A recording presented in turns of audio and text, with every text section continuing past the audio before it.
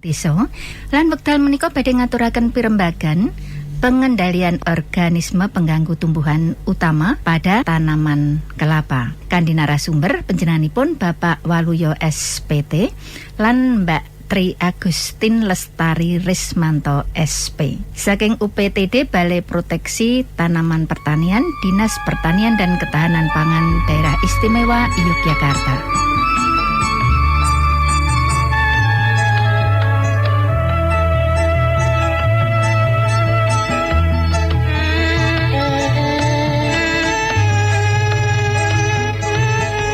Selamat bertemu, sugeng pinanggih Pak Waluyo, Mbak Titin J. Nama kerennya Mbak Titin. Nggih, pangestunipun kula lan sedaya kanca sae Pak Waluyo. Sehat kontur Pak Waluyo, Mbak Titin. Nggih, alhamdulillah sehat. Nggih. Inggih menika wonten ing pepanggihan badhe ngrembak perkawis pengendalian OPT pada tanaman kelapa ngaten nggih. Inggih mila ingkang nama klapa ngaten nggih sedaya tiyang menika betahaken. Napa malih keluarga ibu-ibu menika bisa membuat lezat masakan nggih. Lan menawi sampun tumugi pabrik saged dados bahan menapa kemawon. Serbaguna nggih. Lan mila ingkang nama tanam menanam ngaten mila banyak seninya nggih, di mana mesti ada suka dan dukanya. Mbok pilih wonten ing tanaman kelapa ini ada juga pengganggunya nggih Mbak Titin nggih. Lan saderengipun semua untuk diuraikan sebenarnya apa toh OPT utama pada tanaman kelapa mungkin di DIY ini Mbak Titin Pak Waluyo monggo. Nggih, matur nuwun Bu Umi waktunya. Jadi kalau untuk OPT nggih, OPT mungkin beberapa kadang tani ada yang bertanya-tanya menika OPT menika napa to? Tidak tahu. Mungkin niku singkatan dari organisme pengganggu tumbuhan. Nah, organisme pengganggu tumbuhan menika ada juga dibagi-bagi Bu. Jadi ada 3 jenis. Nah, yang pertama itu gulma, yang kedua niku hama, dan yang ketiga niku penyakit. Kalau gulma niku seperti rumput-rumputan. Nah, niku yang mengganggu pertanaman. Biasanya di dekat tanaman ada rumput, nah itu mengganggu. Disebut juga dengan gulma. Nah, terus kemudian kalau hama menika hewan nih Bu. Biasanya hewan mengganggu pertanaman menika karena aktivitas hidupnya. Dia kan butuh makan nggih. Butuh hidup. Nah, akhirnya dia misalnya seperti ulat atau kumbang menika nemplok di daun, akhirnya dia butuh makan, dia makan daun itu. Nah, jika populasinya banyak dan merugikan petani, dengan hama. Nah, berbeda lagi dengan penyakit menika organisme biasanya mikro, disebabkan oleh mikroorganisme yang kecil yang biasanya nggak kelihatan biasanya kita sulit kalau tanpa bantuan alat mikroskop gitu agak sulit nggak kelihatan.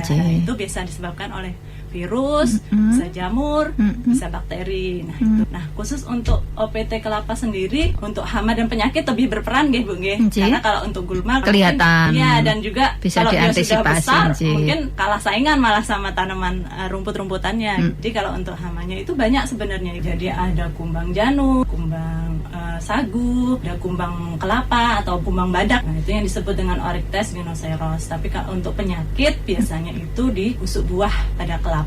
Ya, ada juga. Jadi penyakit itu yang diserang buahnya. Iya, jadi busuk buahnya. Gitu. Walaupun dia keras kelihatannya Bu ya, tapi bisa menginfeksi juga, dia jamur menginfeksi kelapa. Tapi khusus untuk di DIY ya Bu ya. Dan sesuai pengamatan di lapangan banyak sekali OPT utama yang sering terus menerus nggih. Itu kita amati itu kumbang badak itu, kumbang kelapa atau kumbang badak atau nama ilmiahnya Oryctes rhinoceros. Jadi banyak juga nggih. Ya, itu yang terus menerus setiap sepanjang tahun ada. Ini lumayan merugikan nggih, Pak Wal nggih. Jadi memang harus diketahui dan dikendalikan.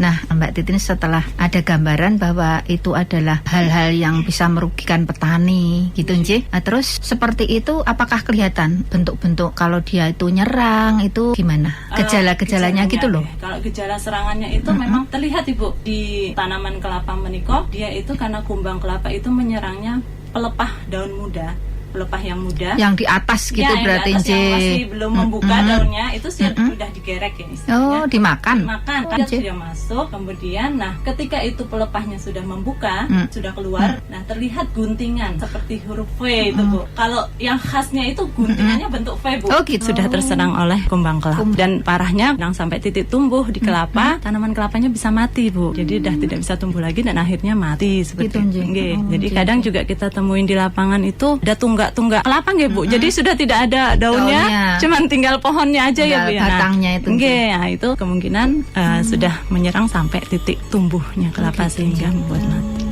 Seperti itu. Sedemikian hebat nggih. Iya. Lah tidak diantisipasi nggih. Iya. Nah, itu bisa nggak gagal panen lagi tuh. Iya. Padahal nunggunya lama ya Bu ya. Kalau kelapa itu kan itu paling enggak berapa 3 tahun baru bisa berubah, kecuali yang mungkin varietas yang baru yang injah nggih. Sabangan niki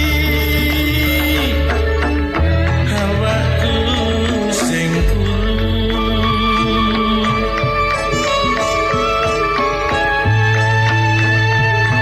kelapa muda elegian ono gantungan darat bronto.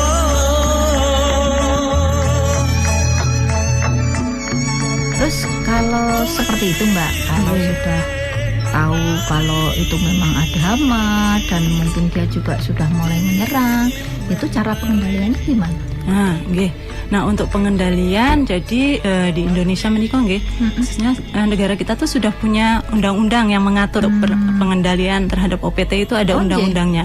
Di sistem budidaya tanaman kita itu intinya pengendalian OPT menika dilaksanakan atau dilakukan berdasarkan pengendalian hama terharu atau PHT Gitu. PHT menika berbasis pendekatan ekologi, Bu. Maksudnya? Nah, ekologi menika karena kan di sekitar pertanaman itu kan tidak hanya ada hama nggih, tetapi kan juga ada musuh alami, ada organisme-organisme yang berperan secara tidak langsung terhadap pertumbuhan tanaman. Ramah lingkungan. Ya, ramah lingkungan. Kayak sudah ada penatanya tersendiri gitu. Iya, di lingkungan itu sebenarnya dalam keseimbangan itu tidak akan mengganggu, Bu. Jika ada ekologi di sekitar pertanaman itu seimbang, itu tidak akan mengganggu pertanamannya. Kemudian pengendalian PHT menika dengan berbagai macam teknik pengendalian. Jadi digabungkan yang saling mendukung ya, Bu.